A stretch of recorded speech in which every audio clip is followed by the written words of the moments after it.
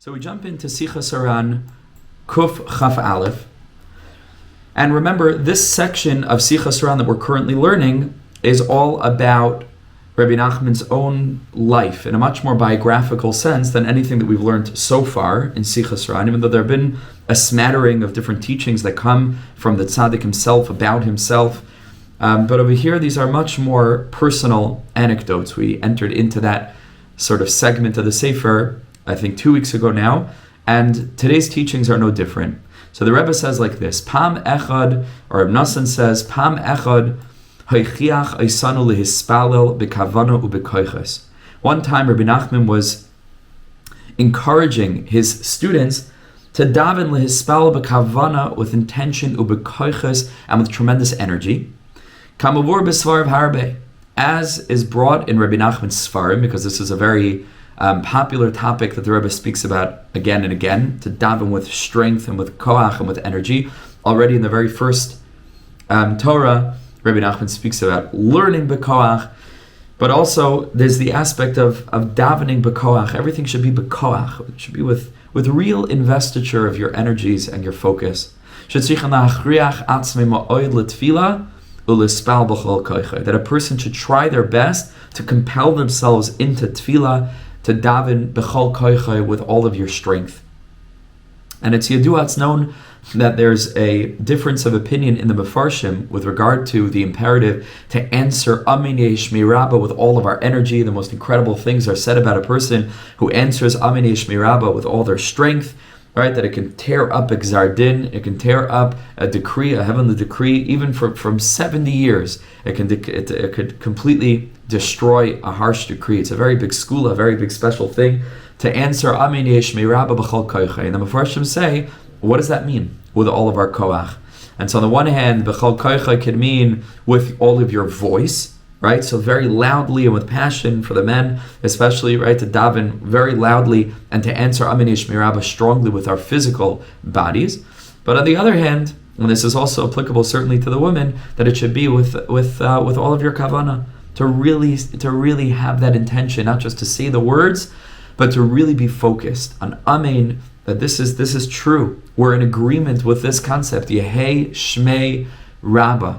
May God's name either be made great, Yehei Shmei Rabbah, or Amin Yehei Shmei Rabbah, that God's great name should be mevarach, should be blessed, la'alam ula'almei almaya. And the Mekubalim explain that la'alam ula'almei almaya is a reference to 4 worlds.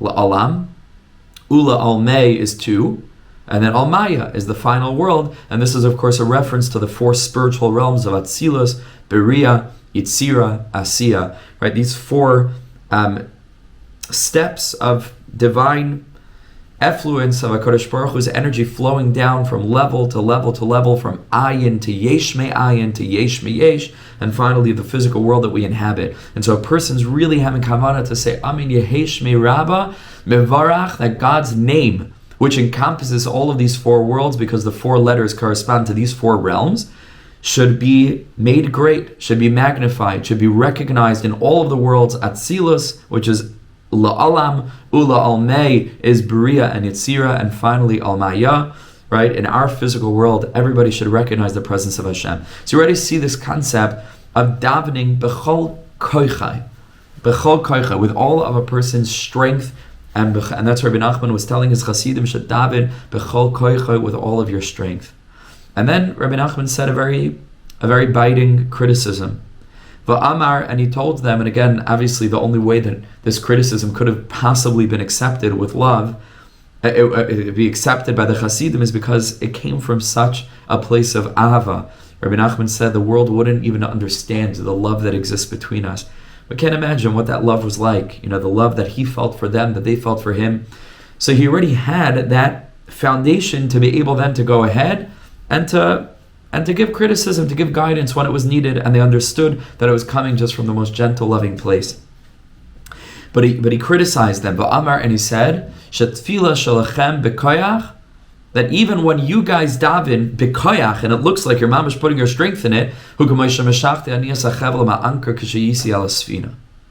that's like when I was on the boat, which we made reference to Rebbe Nachman's trip to Eretz Yisrael, And then on the way back, he had to escape. Napoleon was attacking, and he climbed over a wall. He ended up on a warship, and he had to hide. And then finally he was discovered, and they made them work very hard. And they were out without food, without water. It was a terribly precarious situation.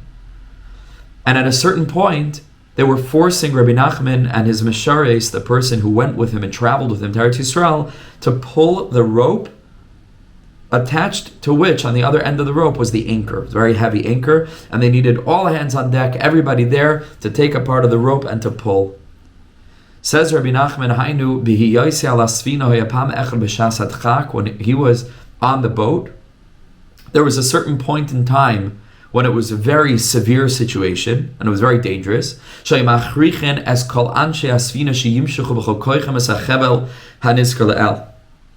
They forced all the people who were on the ship to participate and to pitch in to pull up the anchor, because they had to travel from that place very quickly. And says Rabbi Nachman, and I was pulling with all of my strength, because every person had to help out. But I was just faking it. And it was probably because he was so weak, because we know that he didn't have food and water. It was pekuach nefesh for him, to help out. Otherwise, I don't think he was just faking them out for the sake of it. Is because it was dangerous for him. But it was also dangerous if he wouldn't participate. So he participated, and he made it look like he was really pulling very hard. But he says, but there was no real force that was being put into it. Circumstances required that I demonstrate as if I was really pulling very hard on the rope, but it was just a show. Says Rebbe Nachman, you go through the motions of davening with kavannah. You go through the motions of davening with strength, but you're just pretending to pull the anchor up. Meaning to say, Reb Nachman says we understood that Rebbe Nachman was telling us we're not there yet. We haven't really managed to come to the level of really davening b'koyach, even though we make it look like we're davening with strength, but there's something very important that's obviously missing, that we're not really there yet. We had not arrived at the level where we were really putting in our strength, making facial expressions, moving our bodies in certain ways that looks good on the outside, but that's not what Rebbe Nachman meant. He means real kavannah, real mamish, to really be in it and to make sure that it's something that's happening internally and not just lefanim, not just on the panim, not just on the face, on the outside. And that's Sichos HaRan Kuf Chav Aleph. We move to Sichos HaRan Kuf Chav Beis, which is so prevalent for our communal circumstances in today's day and age, maybe even more so than it was then because of the way that our communities function. I'm sure it was relevant then also, but today, this is mamish so important. And this is Sichos HaRan Kuf Chav Beis. Shamati b'shmai, says Rebbe Nachman, I heard in the name of the Rebbe Sha'amar that he said, She'em lo haya mamtin b'bitachon liyeshuas Hashem, if he had not been a person who's willing to wait with bitachon, trust in the salvation of Hashem, that things will happen at the right time when they're supposed to happen, kvar, he says, haya ish naisea umutultal. He says, I would be the kind of person who's just constantly traveling and busy, moving from place to place. Like people who are making themselves crazy to travel to this place and to that place. And if it's not traveling physically, it's traveling with our minds and using all of our time up trying to force things to happen before they are absolutely necessary to happen. Kanag achshav, like is happening in today's day and age. Bishvil, he says, ha-parnasa, for the purpose of parnasa. Kanag achshav. Says Rebbe Nachman, what did he mean? Kavannah, what that means is, ki amar zayis le'inyan hanagas habayis beparnasa umalbushim u'shar tzarchei habayis. Rebbe Nachman said this with regard to livelihood, clothing, all other things that are necessary for one's home. She'al pi roiv chasal adam harbe. People don't have everything they think that they need, and everything is relative to the standards of that person's hasagos, that person's level of physicality, materialism, what the person considers to be an absolute necessity, and everybody's always missing something. Some people are absolutely mamish, they don't have clothes to wear. There are other people who are looking to wear certain kinds of clothing, certain level of have this kind of person, have this kind of shaitel, have this kind of car, different things, idira v'chulu, or certain kind of place to live. Says Rebbe Nachman, Hashem. A person has to be patient.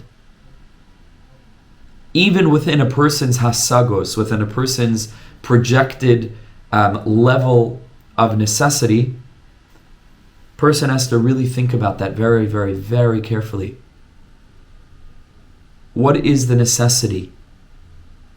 What is the thing that I actually need, and what is the thing that I don't actually need?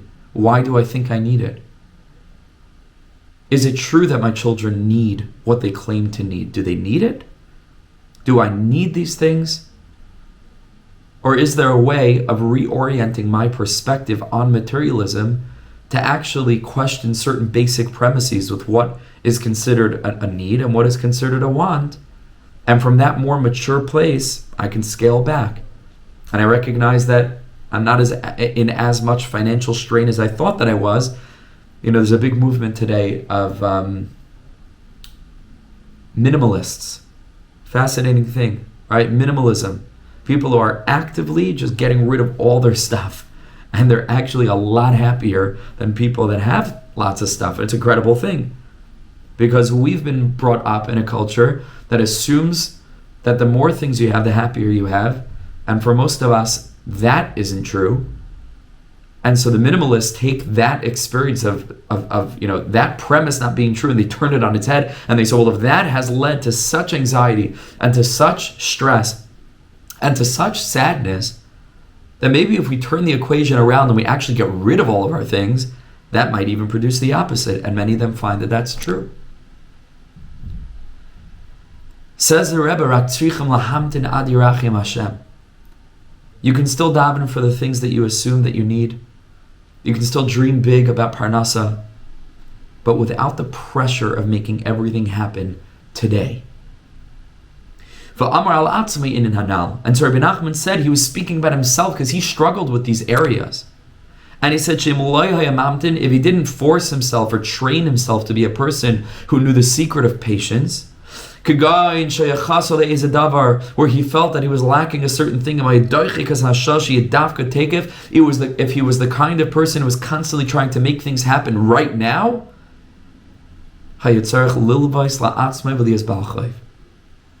he would immediately fall into debt because he would constantly be borrowing. And today we don't really think about going to a person who's lending money, but a credit card is someone lending you money. And we don't think about it that way. But every time you swipe, you borrowed. You borrowed. And this is like, okay, but now everybody's talking about it enough, and Dave Ramsey is, on everybody's YouTube feed, and our Jewish podcasts and kosher money and all this stuff, and so people are much more aware. But some people aren't aware, and you can lose yourself very quickly, and you lose track, and all of a sudden a person ends up in mountains and mountains of debt.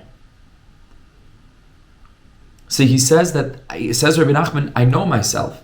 If I wasn't consciously limiting my needs, I would be the kind of person that's mamish in chayv, in debt, and then I would have to spend my whole life just trying to travel and make parnasa things happen very urgently so that I can pay off debt, and my whole lifestyle would be for the purpose of creating more debt and then paying a little bit off and then carrying on because the lifestyle doesn't change. People like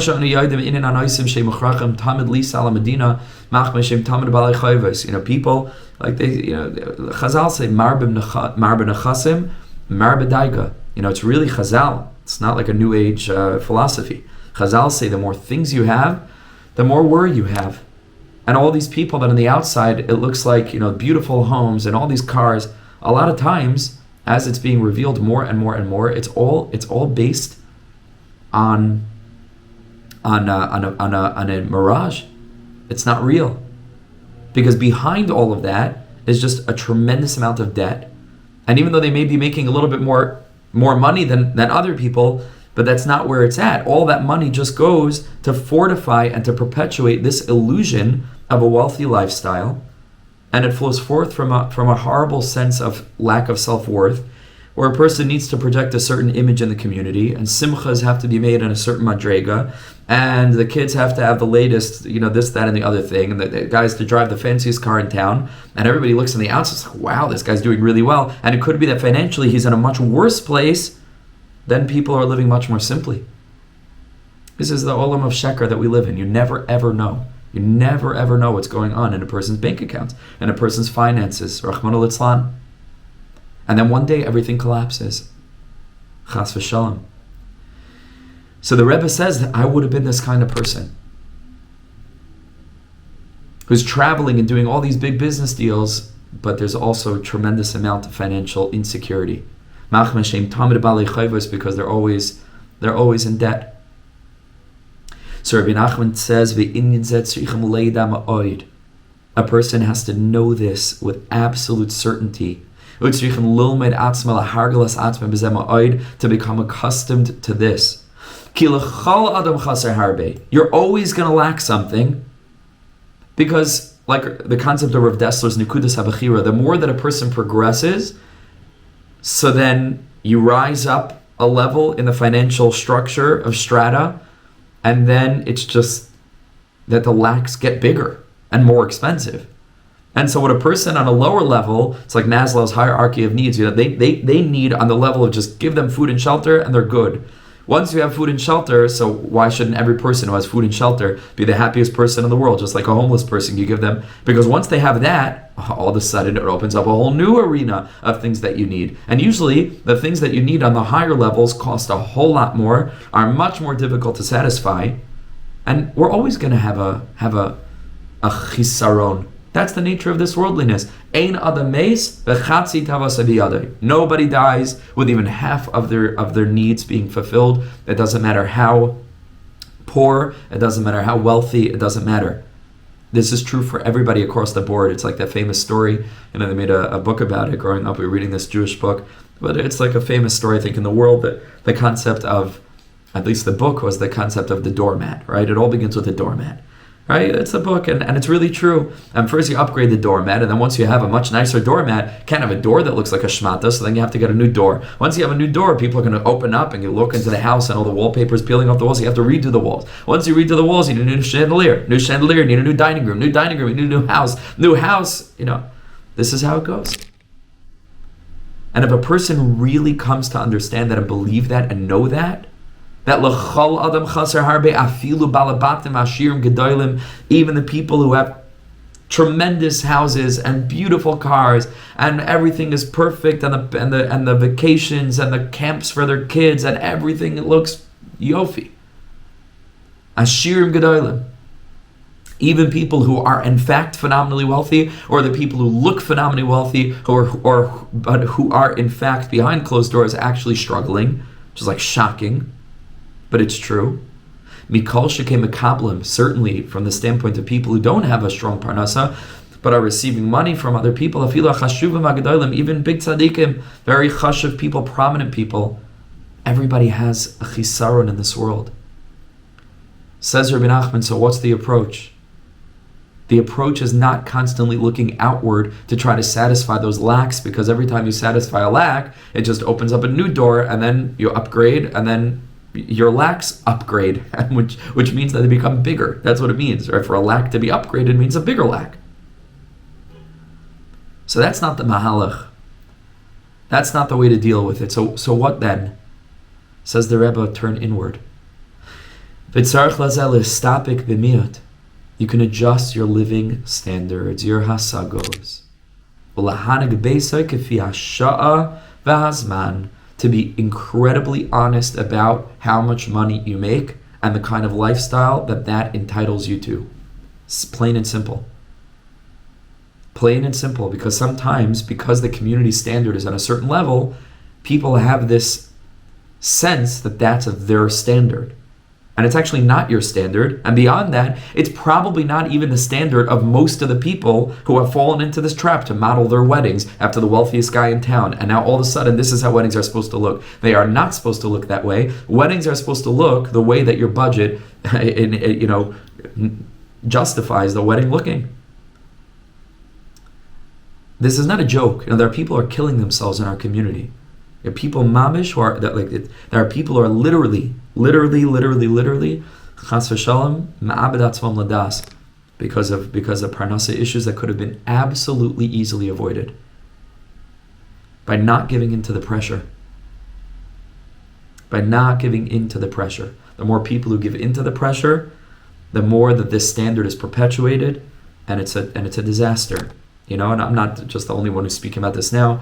Baruch Hashem, people are speaking about it, and there are practical steps, obviously, that need to be taken within the community, like sort of sanctions in a certain sense, which is very difficult to do because those sanctions will be whatever that is, right? The public shaming or the public repercussions, people, like Rabbanim not being Masada Kedushin, at a wedding where it's way over the top and it's beyond the sentiments. But on the other hand, these are the people that are supporting their institutions. They're not going to take that very nicely, and we need money. And so this is the constant struggle, between normal, ethical, moral, financial standards that are required to keep a healthy community functioning, and on the other hand, the power that's necessarily wielded by those with money. And so it really has to start from them. And that means that I believe that more than addressing the issue straight on, it needs to be the result of a general consciousness shift that shifts people out of a materialist mindset and into a spiritual mindset. And that's the only way that anything's going to change. It's not, I don't think it's about financial reform in the firm community. I think it's about spiritual consciousness expansion. And I think that's the first step. But this is what's necessary. And the Rebbe says, this is really the most important thing. To get very, very, very honest and real with one's finances, and to take a look at what the financial situation is and what we could afford and what we cannot afford. Period. End of story. And there's no going into debt, and there's no swiping a credit card, and there's no I'll do it later. This is it. This is the reality. This is the metzias. And we're happy with that. That's just the fact. And we can still daven, and a person can make a shtadlus and parnasa, but not to live beyond one's means. That's it. And even if it appears to a person that they need something, even if it's mamish necessary, says Rebbe Nachman, financial advice, and I think Dave Ramsey would agree with this, the big financial gurus, Al yidchak hashal lilvos alahakev liyas bal chayv. Come what may, try as best as you can to stay out of debt. I think Dave Ramsey's first thing off the cuff, a friend of mine was telling me a little bit, and I hope to listen also. He sent me a YouTube clip from him that I'm going to listen to as just Hashem. But I think his first thing is just pay off all your debt. That's the first thing. I think based on what I heard. Not to be in debt. Al yidchak hashal lilvos alahakev liyas bal chayv. Not to go into debt. Achiyamtin ad sheyavay itay. And then he says this wild thing. He says, "V'toyev lizbal doichak afilu b'mezainis v'kol shekim b'malushim adirais v'lo liyas bal chayv." He says, deal with tzimtzum, live within even a constricted means, but debt do not go into. And he says, "Umutav sheyeh bal chayv la'atzmo livnei beisai." Better to be in debt to yourself and owe yourself certain things that in the future, hopefully you'll be able to have and experience and whatever, or to your family. B'malbushim m'liyos bal chayv la'achen v'ni oilachir. Better to keep it within the family, the debt, right? Meaning owing them something that they feel that they need. That's better than to actually go into debt to others.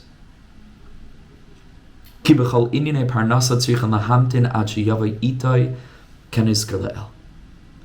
all of these matters relating to finances, person needs patience. Person needs patience. And by the way, this whole approach, if you think about the credit card approach, is really just a microcosm of the consciousness of materialist, selfish, or self-oriented, instant gratification vis-a-vis the Torah's much more mature, much more expanded, long ball approach. And mamish, like, it's the difference between childishness and childlike maturity to recognize that there are things that can come back to bite us. And it's not all about the moment. And isn't that like the whole message of the Torah? Isn't the Rosh Tevis of Reishis Goyim Amalek, doesn't that spell Rega? Amalek just wants you to focus on the moment and not to look at anything beyond, but just to focus on what's going on right now. What do I want? What do I need? And I'll figure out the repercussions, the consequences. Don't concern me. That's like a child. Now, it looks a lot more fun, and it's a lot more attractive to live that way. But an adult recognizes, just like in relationships between parents and children, the adult recognizes that this is not ultimately good. It's not ultimately good to always do what we feel that we want this minute, because a sense of maturity recognizes there's a bigger picture. And so Rebbe Nachman is expressing this in the realm of finances to basically say there's a bigger picture. And if you play a long ball game, it will ultimately lead to a far greater degree of happiness, and will enable you, forget happiness, will enable you to avoid avoidable agvas nefesh later down the line if a person is playing long ball game with their finances, in the same way that we'll hopefully play long ball in every aspect of our lives in Olam Hazeh, because our focus is not on Olam Hazeh, but our focus is on a bigger picture and a broader experience of reality that extends far beyond this world and carries on into the next world. The way that attitude manifests in finances is this. Rebbe Nachman's very strong on it. Try your best to stay out of debt. If you have debt, try your best to pay off the debt, and then to live within our means in a structured, healthy, financially healthy way, and to derive self-worth not from what other people think, and not about material things, but about the strength of our own character and the strength of our own neshama, and that's the important thing. And that, again, goes hand in hand with all of Torah and mitzvahs, that isn't just a communal, behavioral program, but is meant to shift us as people.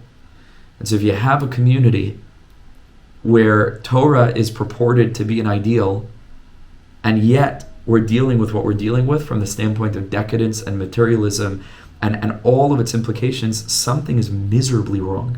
Something is miserably wrong. Miserably. And if we can't call that out because sinas chinam, which of course it's not, then we're in even deeper trouble.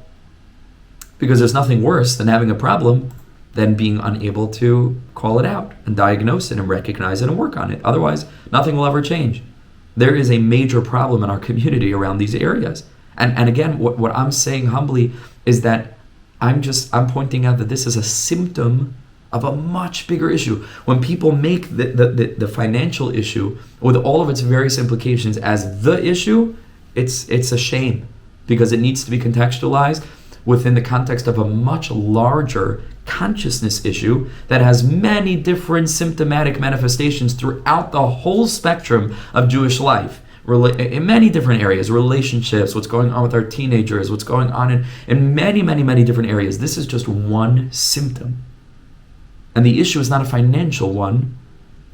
The issue is a consciousness one. Where is our head at? What does Torah mean to us? What do we value in our communities? Who do we value in our communities? What is our consciousness?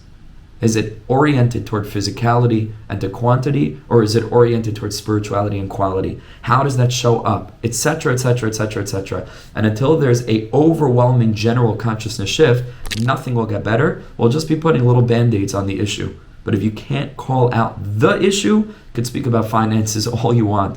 nothing will change. Nothing will change.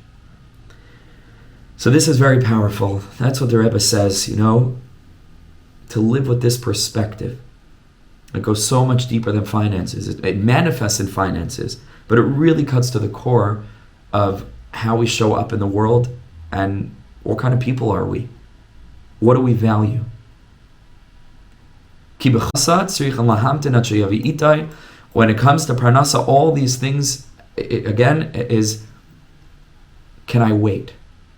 Can I wait until the time will come? And if that means having a bit lesser of a vacation, or I'd like to call it here a holiday, then that's okay. If we stay home and we make an awesome, exciting thing here, and the kids don't have to go to camp, but the parents are really present and are able to make something awesome and do something with their family, etc., etc., etc., don't you think that that's going to be more emotionally healthy for the child, even with all their friends, let's say, going to camp, than to send the kid to camp and that the household and the atmosphere is full of atzvus and marashchara and despair and depression over financial woes? Everything's with a cheshbon. So everybody says, I know, but what are you going to tell the kid? All their friends are going to camp. Yeah, but what else are you going to tell the kid? Go to camp, and then we're going bankrupt, and who knows what else is going to happen in shalom bayis and all the other factors. Why aren't those factored in? So there are no good options, right? Sometimes you have to pick the lesser of two evils, and that's a shekel that needs to be made by the family and the parents. What is the culture in the home? Can we give ourselves a strong enough sense of confidence that they don't always need to derive their self-worth from fitting in, but that they can be leaders? And that they recognize these things, and these conversations are had openly from a young age, and so on and so forth. That's sort of the angle and the direction that this piece is oriented in. And again, the key point is that it's holistic. It's holistic. All of these different aspects, all the teachings that we learn really all the time are interconnected one with the other. They produce, in their grand tapestry of colors, they produce one unified image that's made up of all these different pieces. But again, they are all expressions of one fundamental core point. Who are we living for? What is our why? What are our basic premises about life? That's where it starts. I know it sounds crazy. Everybody tells me all the time, why don't you speak about more practical things? Everybody wants me to speak about practical things. And I tell them all the time, there's literally nothing more practical than revisiting our basic existential questions, because that literally impacts every single aspect of our practical lives. There's nothing more practical than that. That's where it starts, returning to our basic premises. That's where the whole thing begins. Once a person orients themselves toward spirituality, olam haba, they start to identify themselves as a neshama. That leads to a healthy sense of self. That leads them to have their values and their goals, their objectives to be very, very different than reaching what this world would consider material success or power. But they're looking mamish just to bring light to the world, let's say, in their own way. They don't have big hasagas and gashmias because that's just not where it's at. They know that doesn't make them happy. They got off that train a long time ago. And they're happy living within regular means and making more mature situations with regard to, sacrifices in the moment for a longer ball stability that leads to contentment and happiness, etc., etc. You understand? But it all flows forth from there. Like Rebbe Nachman brings at the end of Sipur Maisias, this mashal of a circle with 2 points that diverge, that from the standpoint of their diverging off of the circle, they're very close together. But even if they're angled just a small amount away, they go very, very, very, very distant. Very distant. And it all begins there. Tiny little shift. Tiny shifts in our definitions of the basic pillars of our consciousness and our worldview and our hashkafa. Razor thin. You have two people who mamash are machshav Torah, but their definition of Torah and what it means to be machshav Torah are different. Razor thin, because on the outside it looks like, here are two fine Jews. two fully card-carrying members of the frum community. But there's a razor-thin difference. Eventually, as life unfolds, that difference becomes more and more and more pronounced. And it's very difficult to put your finger on it, but when symptoms start popping up in the community, finances and financial crises is one of them, there are many, many other, then it becomes apparent that something is wrong. And the thing that is wrong is not the symptom, the thing that is wrong is back in the root. And we need to go back to the root. And so again, sometimes it frustrates me when I listen to podcasts and people are speaking about issues, but they aren't bringing it back to the root. Then again, it's a band-aid, but there's no holistic healing happening. And if there's no holistic healing happening, then you might have scotch taped, this breach in the hull of the ship, but the water is just gonna come out somewhere else. What needs to be done is to address the fundamental issues, and all the while that's not happening, or not happening in a relevant or effective enough way, unfortunately, these problems will keep on occurring. Says the Rebbe, person's got to wait until the right time comes. Right? Ribbana Shalom, we lift our eyes to you, we're longing for you, we're waiting, and you will give us achlam bi'itai, which means you will give me what I need when I need it. And if I don't have it now, that means I don't need it now. And that means that our perspective and our standards of living need to be achlam bi'itai. Very powerful. They need to be aligned with where I'm at practically. Not to go into debt so that I can live someone else's lifestyle, someone else's standard that completely is divorced from my reality. These two words, achlam bi'itai. You'll get your food, but bi'itai. And the way to upgrade that is not by frenetically, pushing ourselves into crazy financial stress, but with emunah, and istapuk b'muat, and being okay with knowing that whatever I have is good. And then I'll make my shtadlus, and I'll daven to Hashem. HaKadosh Baruch Hu should send me parnasa, and of course it doesn't happen on its own, and of course God helps those who help themselves, and so on and so forth. But it's a completely different perspective. It's a completely different approach and consciousness. Va'ata noisin lahem. You are the one who is giving us as achlam bi'itai, our parnasa bi'itai, in accordance with the time and within the current reality that we're experiencing. So I think is so, imagine if this was like the standard hashkafas hachaim given over, and everyone really believed in it and really stuck to it. How many problems would be avoided?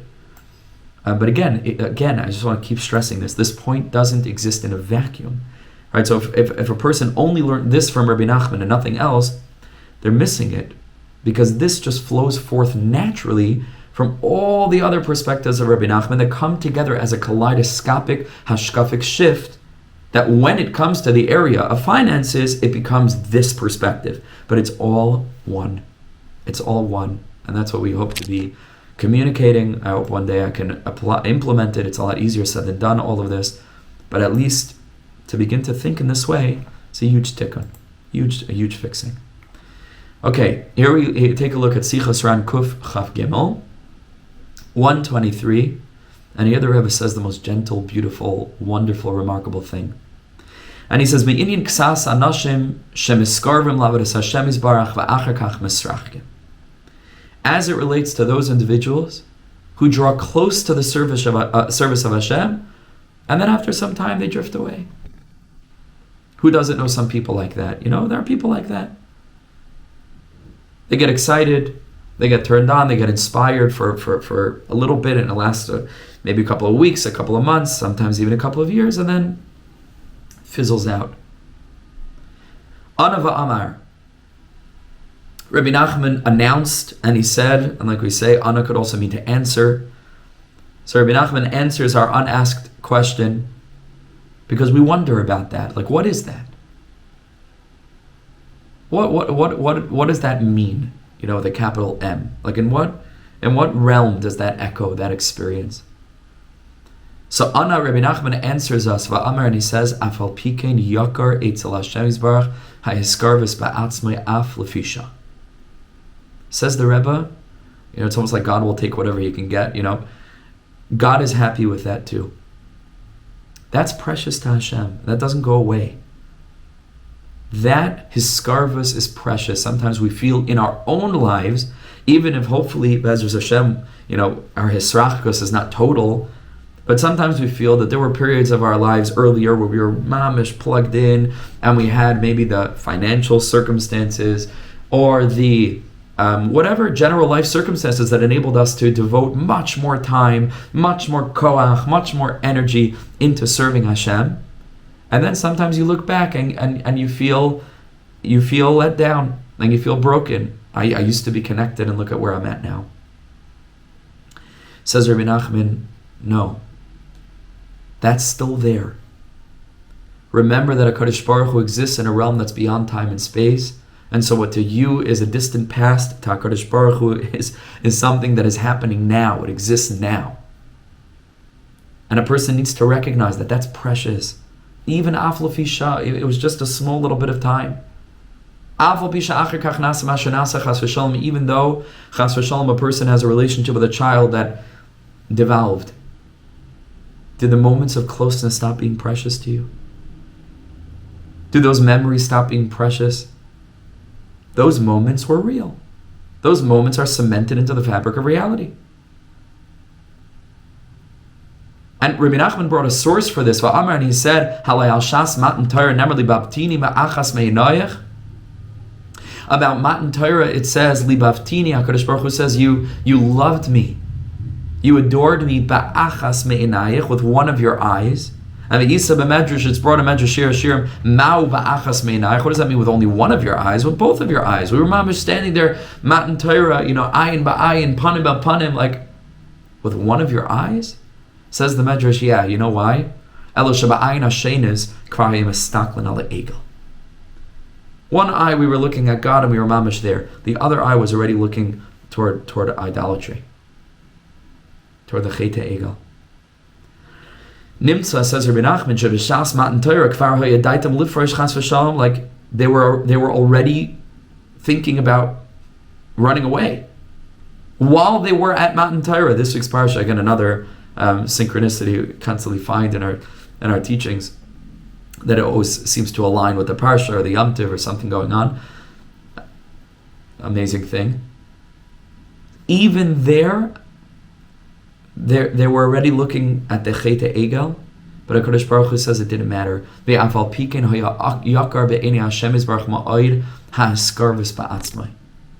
Whatever level that Am Yisrael were present, HaKadosh Baruch Hu praised that. And he says, I know that that's the real you. I know that that's real. And I know that everything else is only on the surface, like it says, or coming up to Purim now. Person has to start already preparing. It says in the Megillah that HaKadosh Baruch Hu threatened to destroy the Jewish nation at the time of Purim. Laharigala, lahashmin, laharigala, abed, menashe, metaf. Says the Gemara, but it didn't happen. Why did God threaten something that didn't happen? What was that in response to? So it says, because they ate from the Suda of Achashverosh. So what's the connection between God threatening and not destroying the nation and them eating from the Suda of Achashverosh? The Gemara says because that was also only on the surface. It only looked on the surface like they ate, but their heart wasn't there. Our heart is never there in the Averis that we do. Ani Yeshena, there could be a part of you that falls asleep. V'libi er, my heart is awake, constantly awake. The neshama is constantly awake, constantly alive. Shchayra ani v'nava. Shchayra ani, I'm darkened on the outside. And the Medrash says, Shchayra ani b'maisei egel. We were darkened by idolatry. B'v'nava, but I'm also beautiful. V'nava b'masa mishkan, the Medrash says. The Mishkan showed how beautiful we were. Because each of us brought a contribution to the Mishkan, and that contribution, Rav Nosson says on the Kutei Halachos, came from our good points, our essential points deep inside. That's really who you are. And that the shchayra ani is the same ani of ani yeshena. That's part of you that fell asleep. But v'nava is v'libi er. That's the heart that's awake. That's the real essential point of who we are, the point of our goodness, the point of our essence. And so it's precious to HaKadosh Baruch Hu is the eskarvos, because even though afterwards whatever happened, that's just on the surface. That's not really me. I think the Berditchev Rav once said that he had a dream or he had a vision where he went up to Shemayim and he saw, I think something like this, I brought it in one of my books, but I'm forgetting the exact detail now. He saw a bunch of beautiful, healthy, holy angels. And he was asking, what are these angels that look so just robust and healthy? And he was told, these are the angels that were produced by the mitzvahs of Klal Yisrael. And they're just gorgeous, and they're just fully formed and shining and perfect. And then they started bringing in all these crippled angels. And he says, what are these? What are these angels? Because we know that every mitzvah we do produces an angel, and every avera produces an angel. And they said, well, these crippled angels, this one's missing a wing, this one's missing, whatever else the angels have, they're crippled. He says, these are the angels that are produced by the averas that Jews do. Why are they crippled? Because no Jew ever did a wholehearted avera. Not wholehearted. It's just because ani yeshena. It's just because shchayra ani. And it all comes back to the ani, which is the ego, which is the sense of self that's constantly fragile, that's constantly lacking, connected to the previous piece, that constantly feels like I need to have more things and more things and more things, then maybe I'll feel whole, and maybe if I get this person's approval, and maybe if I impress this person, and maybe, then I'll fill that lack that I feel, but we'll never feel that lack that we'll feel, because the lack is fundamentally rooted in that sense of self. And paradoxically, when we let go of that sense of self, and we can shift into a truly spiritual consciousness where we are here not for us, but we're here as sparks of the divine on a mission for Him, and there's no ani, so then paradoxically, I'm awake. And I don't care what other people think about my bank account. It doesn't matter. Because I don't rely on that. And it doesn't matter so much what kind of standard I'm holding myself to financially, materially, physically, because I know that that's not what makes me happy. That's not what's going to make me full. That's never made me full, and I don't need that to be full because I am already full. And we can teach our children they are already full. And we can create a consciousness in the home of being already full. And that is an incredible thing. Because that's really where we're going to feel that sense of contentment. Ezehu ashir. I know it's like trite mamari chazal. It's like, but it's the deepest truth there is. Hasameach bechalko. This is an ashir. And it doesn't happen, again, in a vacuum. It's connected to a whole lifestyle that really goes back to how we view ourselves on the most basic of levels. This is the essence of who we are, and therefore, when we come to HaKadosh Baruch Hu with that sense of libi er, libabtini be'achas me'inayich, HaKadosh Baruch Hu says, even though with the other eye you were looking somewhere else, that's not really you. That's precious to God. Hashem says, I know that you had one eye on the egel already standing on Matan Torah, but I know that's not really who you are. I see you for what you really are. I see you for the wakefulness inside of you. I see you for the beauty inside of you. And that's a precious thing. And so a person shouldn't feel, again, wherever we're holding, whatever we're going through, that some experience of the past was an experience of the past and it's gone, and what a shame. It's not gone. It's still there. And that's actually who you, not were, but that's actually who you still are. It's just, it might be that there are a couple of layers of dust, that sort of settled, the ash that grows on the coal. And one day, we should be zocha, that tzaddik is, like I said Thursday night, is the ruach that can blow all the ash off and can reveal that shining spark, that flickering flame within, that's really the true essence of who we are, of what we are. HaKadosh Baruch Hu should help us that we should identify with that. We should identify with our true nature, identify with our true selves, and live from a place of wholeness. And do our best to align our Gashmias standards with a very realistic approach to finances, a very realistic approach to Olam Hazeh, a long ball approach that will pervade every aspect of our lives and fundamentally leave us much happier, much healthier, much more content than we'll feel otherwise, whether it's financially or whether it's spiritually. And that's called the das of the tzaddik. That's really what it is. It's the consciousness of the tzaddik that pervades every aspect of life, and that's made up by an algorithm of all these different data points that come together to form one spirit. And when our community can embody this spirit by revisiting some of the basic premises, the basic definitions, the basic concepts of just who we are, what the Torah is, what we're here for, and so on, then we're going to see hopefully how all the symptoms, all those issues, which are just symptoms of this core issue, fade away naturally on their own. And you don't need to give workshops on this or that or the other thing. If we just address the core, even though it seems less practical, memela, that will suffuse every other aspect, and the issues will just disappear on their own. Ubila hamavas lanetzach, and all aspects of death and rishus they'll just disappear. And we're going to be the shining mamlechas kahanim, the God Kadosh that HaKadosh Baruch Hu hoped for, that HaKadosh Baruch Hu envisioned, that HaKadosh Baruch Hu envisions, and we're on our way. We're on our way with the wisdom of the tzaddik, and learning these teachings, implementing these teachings, spreading these teachings. We're on our way. We're mamish on our way to the Gula. Okay. אני ואתה האב שלי שכל כך אוהב אותי, האב שלי